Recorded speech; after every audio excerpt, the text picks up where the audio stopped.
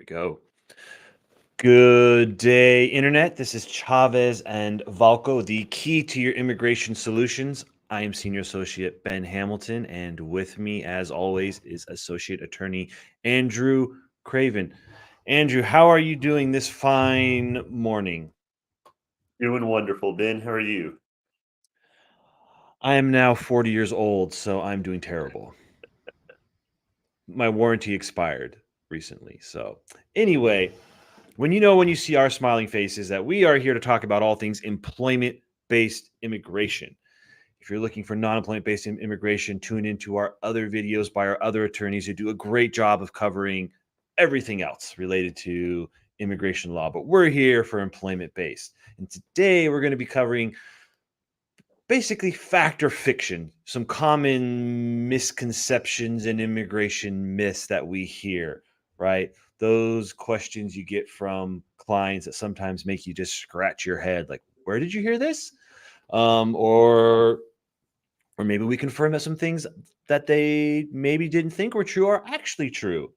So we're just going to jump right into it and go with number one. This is our favorite, right? Myth number one. Well, fact or fiction. Due to the pilot shortage in the United States, which is true and well documented, any commercial pilot can qualify for residency through an EB-2 national interest waiver. Andrew, fact or fiction? Ooh, that's a tough one. No, fiction. Especially when we just emphasize this whole any commercial pilot thing. This is just a big piece of fiction that's largely due to misleading advertising from different attorneys claiming that if you're just a pilot, that's enough for an NIW. Almost. And this is obviously coming out of a lot of advertising, some, let's just say, um, less some bad advertising, right? And within the attorney groups, you see this coming up all the time. I'm getting all these inquiries. Is this true? I'm getting all these inquiries. Is this true? And of course, every time it pops up, everyone is just like, no, it's BS. It's bad. It's this bad advertising from this shady outfit in Florida. Um, to say no, it's not true. That's not to say it's not possible that a pilot could qualify, but you have to remember there's two parts, right? You have to first prove that you have an advanced degree or an exceptional ability, and then meet the NIW test. And I've seen on some of the advertising where they show the exceptional ability test, you know, and so pilots kind of look at that. And they're like, oh yeah, I think I can meet enough of that. I can qualify. It's like, well, you're forgetting the whole second half of the analysis, which is meeting the NIW test, right? So even if you meet the exceptional ability test, you still have to meet the NIW test. And the NIW test, right? I guess, there is an argument to say, well, the national importance is a pilot shortage, but you also have to show that you're well positioned, meaning you usually have to have some type of job offer on the table, right? So the other problem is that people thinking that A, I can do this just because I'm a commercial airline pilot, and B, I can just straight up self-sponsor. It's like, not really, right? Maybe if you did have a sponsor like a major air carrier, or there are plenty of cases in which someone brings something additional to the table where they're like, yes, I've been a commercial airline pilot for 30 years, but for the last 10, I've been involved in management and in training, right, pilots. And that's why they want, I have this actual sponsor over here who's willing to hire me. You go, okay, there's an argument, right? But the problem is too often we're just saying, well, I'm a commercial airline pilot, done, right? I can self petition. And it's like, no, not going to happen. All right. Question number two. This one's very common misconception. If I want my company to sponsor me for residency, I must be an H-1B or L-1A, as these are the only dual intent work visas. So this is fiction, right? It's possible to have your employer petition for you for an immigrant visa with just about any work visa. You can go through the residency process. However, the only thing that you really have to consider is the period of time during which you're just not going to be able to leave the US without running into issues about not being able to return. So the non-dual intent statuses that you can be in here working, if you just continue to stay within the country and don't apply for another visa, don't try to have another entrance into the country, they're not going to look at if an immigrant petition's been filed for you. And again, we do these all the time for people that are here in TN status, O status, one of the, E1, E2, right? It's just a common misconception. Like you get someone who's on TN, they're like, well, I got to get an H. I got to get an H. Why? Well, because I want to apply for residency. And it's like, okay, you understand it's a lottery. Your odds of getting selected are super low. And if you do get selected, it's going to cost the company a lot more money, like when you don't need to. I mean, the two things we have to manage are one, you typically don't want to file an application for residency right after you enter the US on one of those visas, right? The typical rule of thumb is wait 90 days. Where if you enter on an H, you could turn around and file for residency the next day, right? If you're on a TN, you wait 90 days. And the other thing is once you filed for residency, if you're on an H and you have a valid visa, you can hypothetically travel. Whereas if you're a TN or any of these other statuses, you need to wait for the advanced parole, which can take 5-6 months to receive. So there's going to be a period during which you're sort of locked into the United States and can't leave, right? But again, how long ago was your last entry and what are your needs for travel are the two considerations we really look at. But as long as we manage those with the client, you can file for residency for most work stats. Again, that's obviously if you get the approved I-140 and all the other stuff done first, but you don't have to be an H or an L. Oh, right. Let's see. Number 3. Obviously, this is one that comes up around every March, April during the lottery. My H-1B registration was selected, but in a later round. But I changed employers. The new employer can file an H-1B petition for me, right? No, this one's definitely fiction because the H-1B registration is actually tied to the employer. So the employer that submitted the registration has to do your CAP H-1B petition. You can't shift it at that stage. So, I mean, I guess you could negotiate for the old employer to file one. You go back to work for them on 10/1, and then on 10/2, then the current employer files a change of employer. I mean, if you could work that out, you could make it work, right? But that first H-1B petition has to be filed by the original employer because again, the registrations are done by the employer, not the employee. Um, Question number 4. To apply for an E2 treaty investor visa, I must invest at least $100,000.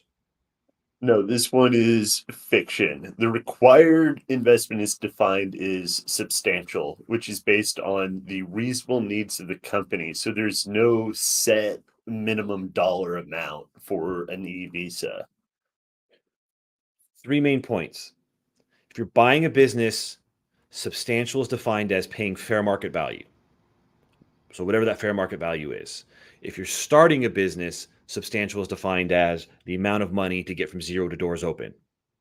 The third key point is that the Foreign Affairs Manual, which is the sort of Bible for the State Department, specifically calls out service-oriented companies as stating they probably require less money, right? So if it takes you 50,000 to go from zero to doors open, right? And let's say it's a service-oriented business that doesn't require a lot of hard assets, there's no reason why that couldn't qualify. We do a lot of sub 100,000 investments. Again, it's all based on the reasonable needs of the company. What are you doing? Also, the better the evidence is that your company is in fact open, the more likely they are to accept that whatever you've invested to date is enough, right? So again, when it comes to the E2s, there are no set minimums. It's based on the reasonable needs of the company. Now, it's not to say you don't run into officers that are stupid and don't know their job and are like, well, this isn't enough. Why? Well, it just isn't enough. Like my company's open. Right? That happens, right? But luckily, it's rare, and especially it tends not to be an issue if you are from one of the countries that does a high volume of E's. That's like Japan, Canada, Mexico, England, that all have dedicated e-visa units. You typically don't run into these issues. All right. So, question number 5. I can travel to Mexico or Canada even if my visa has expired. This one is actually fact. So there's a thing called automatic visa revalidation, which allows someone with an expired visa but valid status, which is your I-94, to travel to Mexico or Canada under 30 days. So just kind of the keys are still have to have the valid status, only Mexico and Canada, and less than 30 days. So, 2 additional details. One, for F1 students, it's Mexico, Canada, and adjacent islands. Why students get to go on Caribbean vacations and my investor client doesn't, I don't know. That's just how the rules are written. The second one is it also covers changes of status. So if someone enters on a tourist visa, files a change of status, let's say to H. So the expired passport and the expired visa in their passport is an A is a tourist visa, or it's an F visa, right? It does cover changes of status too. And actually, when you're using AVR on a change of status, that visa doesn't even have to be expired.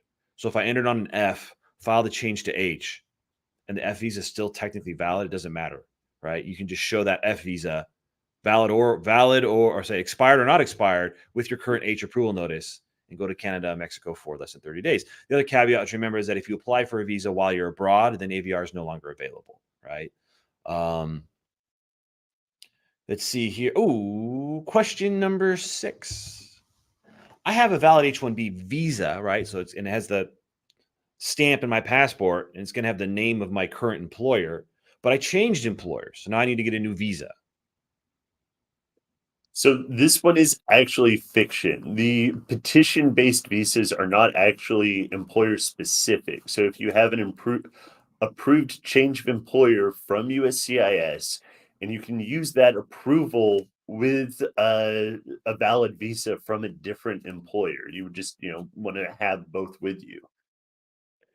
So yeah, this applies to like, you know, H visas, O visas, R, anything that requires that pre-approval from USCIS, right? As long as you have a valid visa, it doesn't matter what employer is annotated in the visa. As long as you have a valid visa and a valid approval notice, you can use it.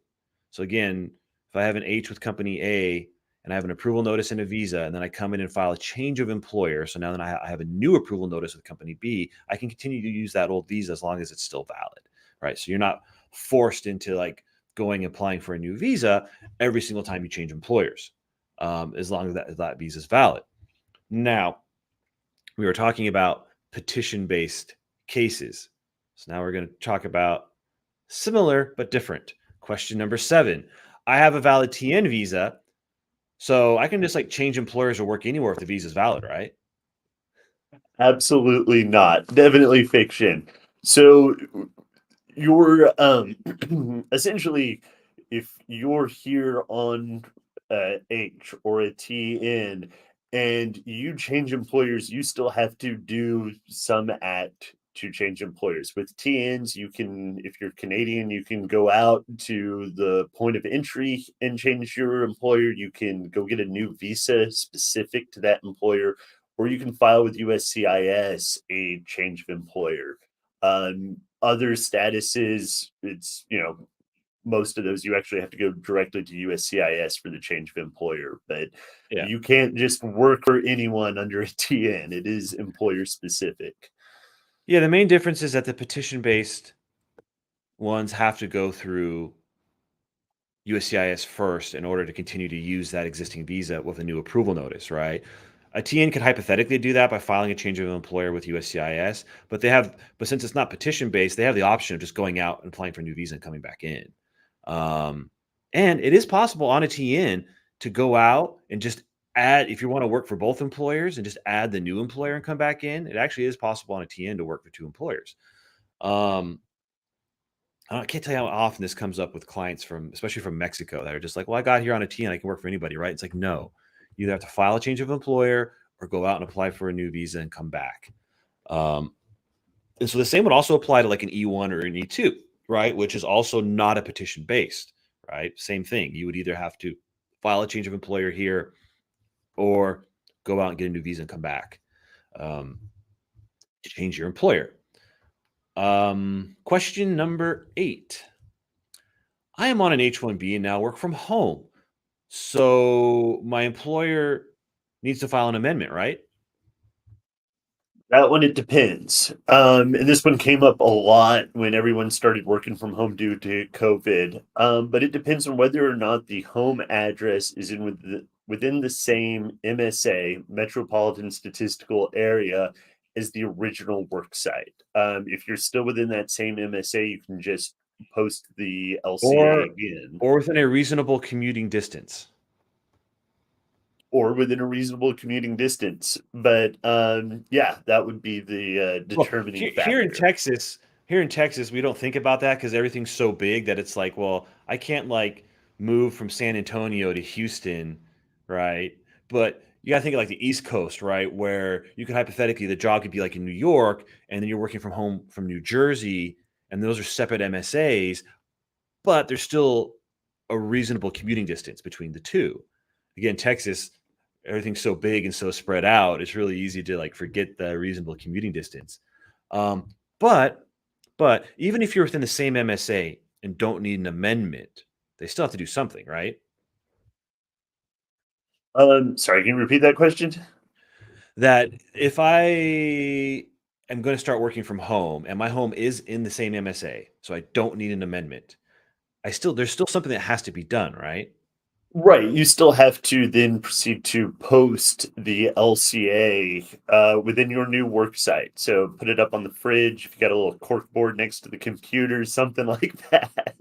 I can just see them taking down their child's artwork off the fridge, right, to post this LCA. Daddy, what's that? Why are you taking down my picture? It's really important that Daddy puts this up here for 10 days or whatever. Um, yeah, so if anytime you change work address within the same MSA, all you have to do is just post the LCA at the new address, right? It's only when you change MSAs that you have to file an amendment. Question number 9, important to anyone with children. Children age out when they turn 21, so I must get my green card before my child turns 21, otherwise they'll age out. So, in general, this is true, but the Child Status Protection Act, the CSPA, protects children from aging out by locking in a child's age when the immigrant petition is filed. So, you do need to be aware of the age out possibility. You need to get the process started in time so that the actual immigrant petition is filed before they turn 21. But in terms of actually receiving that green card, because the process can take so long, you actually, they might get the green card well into their 20s. This doesn't so first, this unfortunately doesn't really help people from backlogged countries because it protects you against processing times, not against priority date backlogs, right? So if you're from India or China, CSPA is not always a huge help. But let's give an example. Say you file an EB-1C for a multinational manager or executive. You file an I-140. Right now, those could take over a year to be adjudicated. And then once the I-140 is approved, then let's say you file for residency. In this case, as long as that I-140 is filed before the child turns 21, they're protected. Because what happens if it takes a year to be approved? Well, once it's approved, we can subtract the time the case was pending from the child's current age at the time of approval. That's how they kind of think about it, right? So, if it was pending for a year and they're now 22, we can subtract that year from their age. And then once the I-140 is approved, if they're technically under 21 after we subtract the time, they have 1 year in which to file for residency. So hypothetically, you could have this I-140 that takes a year that's filed right before they turn 21. It gets approved. They wait a year to file, and then it takes another year for them to process the I-45. So hypothetically, you could have a child who's 24 and still getting their green card, right? As long as the I-140 was filed before they turn 21. Now, again, this doesn't really help if you're like from India. And yes, the I-140 was filed before the child turns 21, but there's a 13-year backlog, right? That doesn't cover the backlog. It only covers processing times. So the CSPA does protect children from aging out in many cases. Actually, we just did one not that long ago where I think the daughter was, by the time she got the green card, she was at least 23. And I think the son was 22. She may even been 24. Okay. Question number 10. This one has multiple parts to it, but in general, here's the question. I can keep working as long as I have filed an extension of status or a renewal of my work authorization. So this one, it does depend. So if you're the principal beneficiary of an extension of status, in most cases, you can keep working for up to 240 days while your case is pending. If you're filing a renewal for work authorization for certain categories, you're now eligible for a 540-day automatic extension, but that doesn't apply to all categories, and there are some other caveats to, H4 spouses, for instance. Well, the key on the work authorization is just Google it. USCIS has a website where they list out all of the categories that are eligible for the automatic extension. And you'll see they're like initials. It's like A10, B3, C9, right? So you look at your I-765. Well, what category did you file under? If yours is on that list, then you are eligible for an automatic extension. If it's not on that list, then you're not. So one of the ones that is like a C9, which is someone who filed for residency, right? So if you have a work authorization pursuant to a pending residency application, you're eligible for the automatic extension. They added H4 to the list recently with a caveat that the extension is only valid through your current status, which of course means it's worthless because for most people, their EAD, their work authorization expires when their status expires, which is, it was like, it's one of these things where you're like, yes, we won. We get automatic extensions for H4. Oh, shit. You read down a little bit and you realize they put this caveat in there. By the way, quick rant. I love how USCIS is like, rather than do our job and just adjudicate these things quickly, we're just going to increase the automatic extension to 540 days. How about y'all just do your job and adjudicate these things in 60 to 90 days like you're supposed to? Then we probably wouldn't even need the automatic extensions. It's just, anyway, it's hilarious. So again, it I mean, depends. But if you're a principal uh, applicant filing an extension, it's 240 days past your expiration while the case is pending. If you're renewing a work authorization, it's 540 days if you're in one of the categories that allows it. Sorry, Andrew. no, I was just going to say that the EADs do take a whole 12 minutes to process. So USCIS is on a record admitting that it takes them 12 minutes. 12 minutes. Why was it taking them upwards of 14 months to adjudicate an EAD? Especially if you're looking at something that's like a renewal. What are you doing? Why does it even take 12 minutes? Why am I not allowed to just file this online and it's almost automatic? Right? Because if it's like a C9, like an extent like your like a residency application, it should just be automatic, right? Or like or if it was like a spousal, like an L2, which you don't have to do anymore. But if it was like an L2, E2, H4, why isn't it automatic? I just file it online and I get a receipt notice that says you're automatically extended. Your card will be in the mail in 2 weeks or whatever. Like, I don't know why they feel that every scrap of paper or every application has to be reviewed by, you know, some undereducated, overworked officer in some, soulless cubicle in a warehouse somewhere. I mean, I feel bad for them. They're clearly overworked, right? And they need more resources. Well, the best way to allocate more resources is to make it so they don't have to, right? The good thing is we took away the L2s and the E2s and the E1s that no longer require an EAD, so we removed some of the filings completely. But I don't understand why like certain categories, like if you select C9, that one's just automatic. You file it online, select C9 automatic. Maybe some of the other, like there's some categories that you would select that aren't automatic, that do have to be reviewed, may take a little bit longer. But if you're removing the most common ones, then the ones that do have to be reviewed, you can do in 60 to 90 days, right? I don't know. Anyway, it's just kind of showing the level of incompetence by saying, well, rather than do our job, we'll just increase the automatic extension forever. Um, but then, of course, the ironic thing is that by the time you get the card, it's like already expired, right? Because the automatic extension is longer than the validity of the card if they were to issue the card in a lot of cases, right? Because it's like a 2-year automatic extension, but in a lot of cases, the card might only be valid for anyway.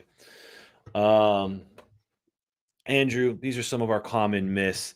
The most important thing is please, please, please, please consult with an attorney. Doesn't mean you have to hire us. but at least consult so you know that you're getting good advice and you're not going to get yourself in trouble. Like, let's say by moving and not filing an amendment, right? The next thing you know, you've been out of status. And then when you file your extension, you include your pay stubs to show maintenance of status. And then they're like, wait a second, your pay stubs say you live in California, but your original LCA was for Texas. Oh yeah, I moved, right? No, just go to our socials, right? You can go to our videos and ask questions.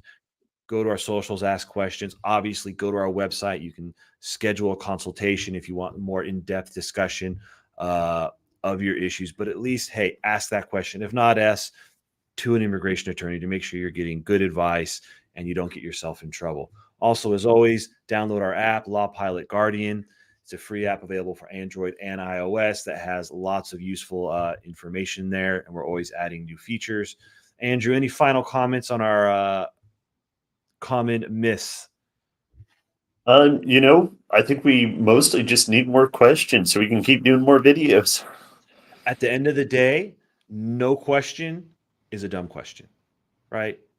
Exactly. Immigration is complex and only attorneys really understand it.